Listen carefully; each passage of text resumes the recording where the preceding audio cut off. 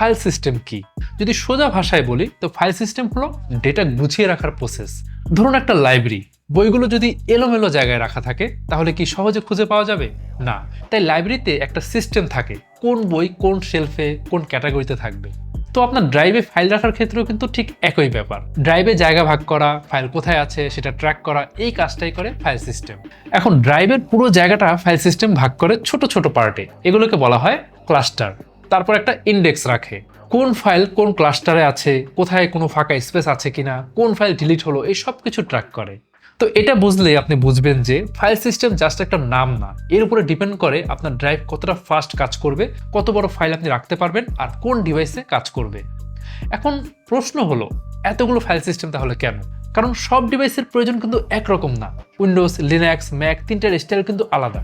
আবার pen drive, memory card, external SSD এসবের কাজও কিন্তু আলাদা। তাই ফাইল সিস্টেমও কিন্তু আলাদা হয়।